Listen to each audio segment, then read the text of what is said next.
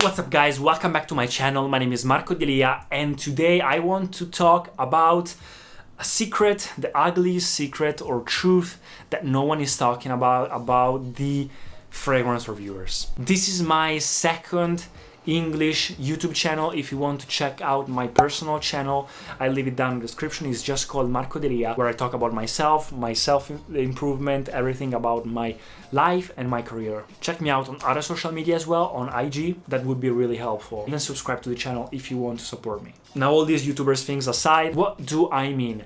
I've been creating content about fragrances for some years, a few years now. This channel is new, but I've been creating content on IG and on TikTok for a lot of years, also on my previous YouTube channel. And since last time I went to Essence, the Milan Expo of international fragrances brands, I met a lot of fragrance influencers, fragrance reviewers, people in the industry, people that work in the cosmetic industry, and something I always thought actually was confirmed during these meetings that I have with people. I'm not just talking about the fact that in the fragrance industry, many brands actually asks you to collaborate and spread awareness about their perfumes or their brand in exchange of a collaboration, so in exchange of money or in exchange of free fragrances or affiliate links. So it really depends on the fragrance reviewer. There are some fragrance reviewers that just accept any kind of deal just because they need money, so they will say, okay, this fragrance is good just because they are paid.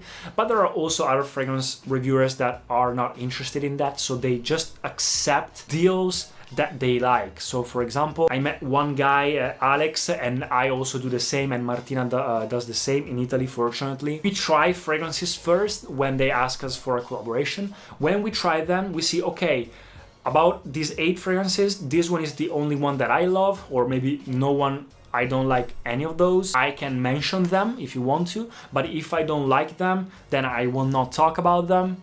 Or if there's one that I like, I will talk about it anyway. It's more of a discovery, and if I like it, if I would talk about it without being paid, then I'd love to be paid to talk about it as well. And maybe, of course, say it. So say it, guys, this is a sponsorship, or they gave me this fragrance to try out and I'm gonna give you my honest opinion. So it's all about transparency and being honest with your audience, because if you're not honest with your audience, how do you review fragrances? Like, how do people actually can believe what you have to say? People cannot smell fragrances with you, so they trust your reaction, they trust your opinion. So if your opinion is based on money, I don't think it's fair for people that are watching this. So it's a matter of a balance and a transparent compromise between work and between passion and your audience. But what I was talking about most is the fact that, at least here in Italy, I'm noticing that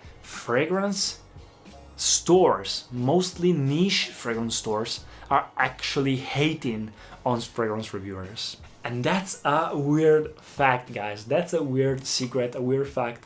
But because in Italy, maybe it's just our country, maybe it's just Europe, I don't know how the United States work, but here the fragrance industry and everything that is in the luxury world is something niche, is something exclusive.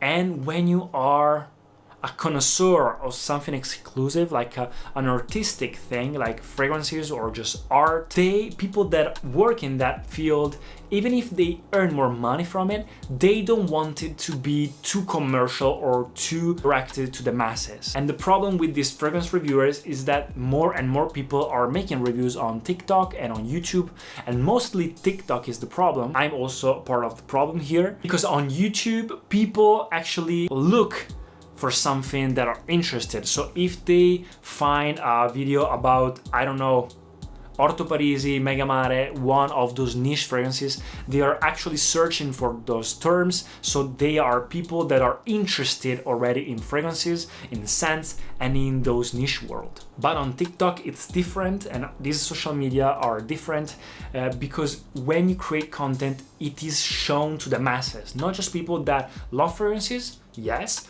but also to commercial part of the world which are not actually interested too much in fragrances. So if they see an expert that say, okay, buy this fragrance, even if it's a super artistic niche fragrance like Megamari. This happened in Italy. People that are not in that world, but they just listen to what an influencer says, they're just gonna go to the store, to the niche store, and buy that fragrance anyway, even if it's super weird or a super artistic fragrance with a huge background. They don't care about it, they just want to smell different because he says it. For example, this happened in Italy. There is this fragrance called Megamari by Orto Parisi, which is very deep, very aquatic, very niche and very artistic.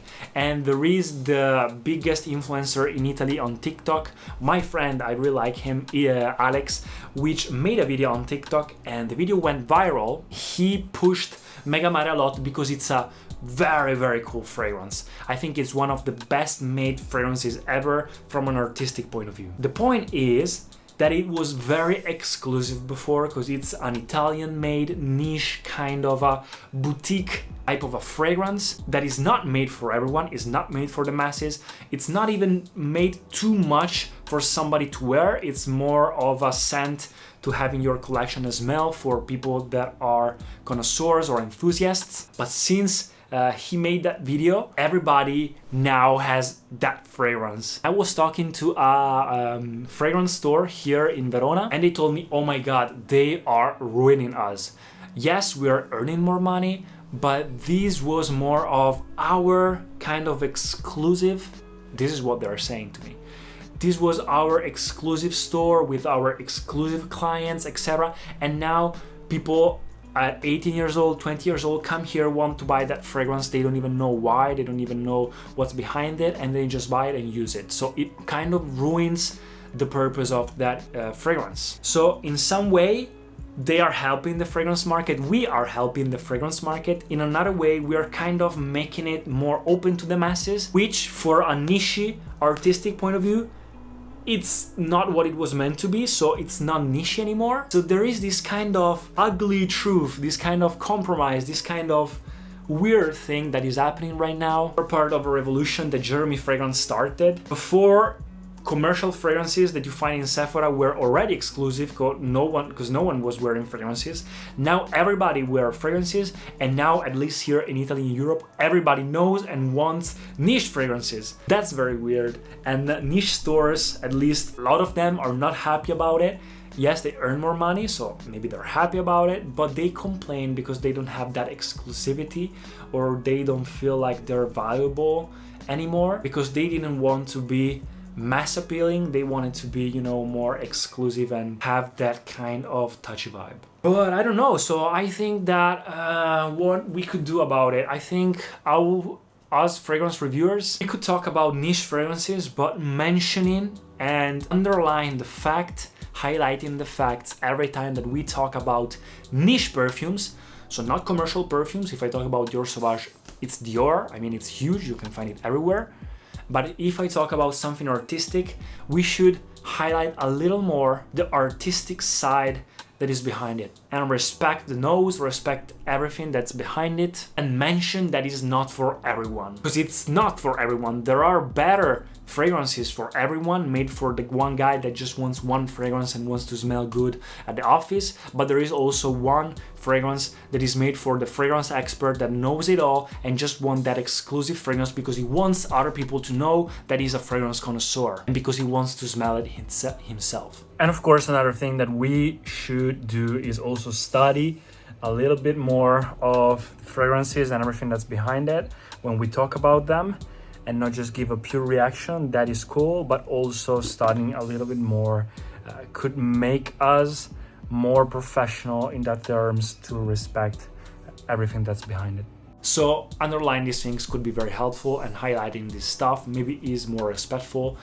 But in the end, I mean, the fragrance industry is expanding, and this is the direction we're going for. So let me know, what do you think about it? If you ever thought about this thing, and if you ever found a kind of a similar problem in the stores that you went to, because it's a recurrent topic that gets me every time that I get into a niche stores recently. Subscribe to the channel, guys, it really supports me. Leave a like, and I'll see you in the next video. Thanks for watching.